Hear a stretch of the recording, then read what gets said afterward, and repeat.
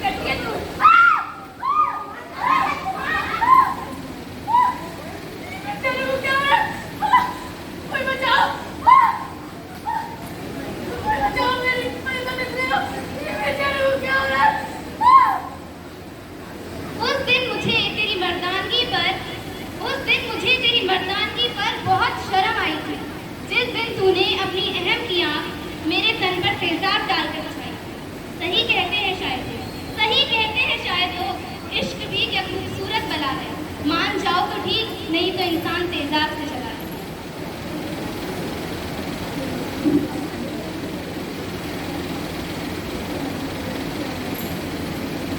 ये मेरी पहचान नहीं है,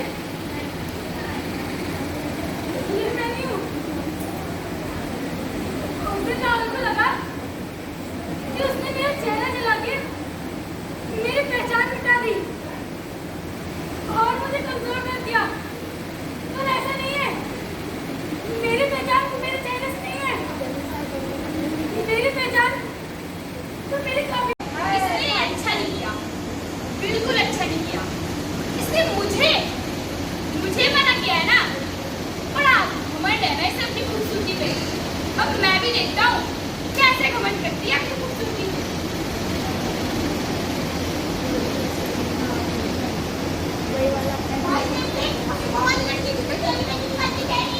अरे मैडम उनको तो जरा पहचान दीजिए, मैं भूल गई।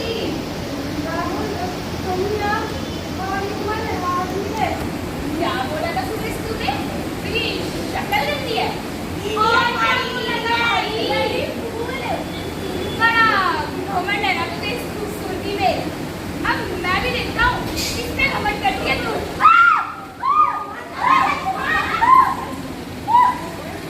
तेरे को क्या हो रहा है? कोई बचाओ, कोई बचाओ, मेरी मदद करो, तेरे को क्या हो रहा है? उस दिन मुझे तेरी मर्दानगी पर बहुत शर्म आई थी, जिस दिन तूने अपनी अहम की आंख मेरे तन पर तेजाब डालकर बचाई। सही कहते हैं शायद वो इश्क भी क्या खूबसूरत बला है, मान जाओ तो ठीक, नहीं तो इंसान तेजाब से चला है।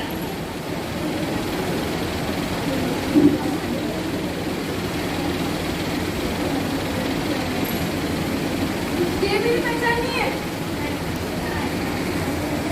ये मैं नहीं हूँ। उस दिन राहुल को लगा कि उसने मेरा चेहरा जला के मेरी पहचान मिटा दी और मुझे कमजोर कर दिया, पर ऐसा नहीं है। मेरी पहचान मेरे चेहरे से नहीं है, मेरी पहचान तो मेरी काबिलियत से है। मैं इसको अपनी कमजोरी नहीं बनने दूंगी, मैं तो इसको अपनी सबसे बड़ी ताकत बनाऊंगी, मैं इसको अपनी सबसे बड़ी ताकत बनाऊंगी। मैं अपनी काबिलियत को हासिल करूंगी, मैं अपनी काबिलियत को हासिल करूंगी।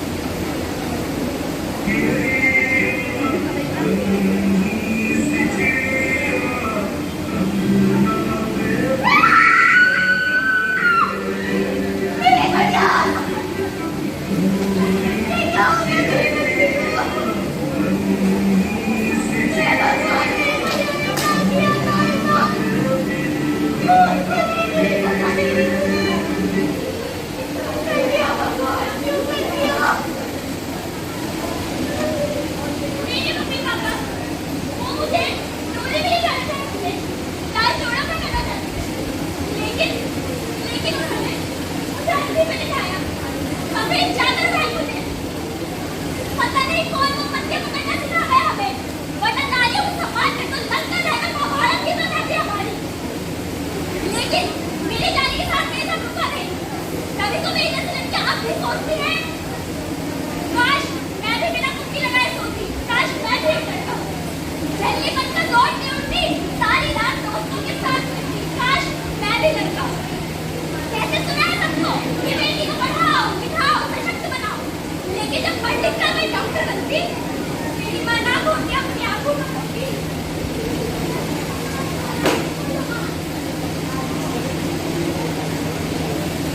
आप सभी को पता है हर औरत सीता माता जैसी होती है, क्योंकि हर औरत हर रोज सीता माता जैसी अपनी परीक्षा देती है। सवाल सिर्फ हम पर उठाए जाते हैं। वो कहते हैं ना कि जब सोच बीमार होती है तो इंसान होश में होकर भी बेहोश हो जाता है। ना तो यहाँ सूजी सड़कें थी, ना ही उसके कपड़े छोटे थे। तो मेरी बेटी के साथ ऐसा क्यों हुआ? क्यों मेरी बेटी को इतनी बुरी सजा मिली? क्यों मिली उसको? क्या मैं अपनी बेटी को इंसान दिला पाऊंगी? क्या मेरी बेटी की आत्मा को शांति मिलेगी? हम आपके साथ हैं, हम तुम्हें इंसाफ दिलाएंगे। हाँ, हम आपके साथ हैं। मुझे इंसाफ चाहिए, इंसाफ चाहिए, इंसाफ चाहिए। दुनिया का दस्तूर है, औरत करे तो काम, पुरुष करे तो मां। सीता माता ने जाते जाते एक बात बिल्कुल सही कही, इस समाज में नारियों का कोई सम्मान नहीं। महिलाएं हैं देश की तरक्की का आधार। आओ बदले इनके प्रति अपने विचार। जब महिलाएं में है शक्तिशाली तो क्यों कहे उसको बेचारी। अबला नहीं है बिल्कुल नारी, संघर्ष रहेंगे हमारे जारी। नारी का करो सम्मान, देश होगा महान।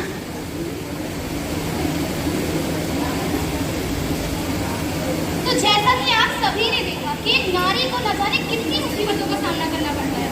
घर में परिवार वालों को बच्चे के मुंह में बेटी नहीं चाहिए, यहाँ पे वे घरेलू हिंसा का शिकार होती है। लेकिन जब वे बाहर निकलती है तो किसी की अहंकार की आंख में तेजाब से चलती है, और फिर अगर तुम्हें थोड़ी सी भी हिम्मत बचती है आगे बढ़ने की, कुछ कर दिखाने की, तो उसके साथ दुष्कर्म करके उसे मार दिया जाता है।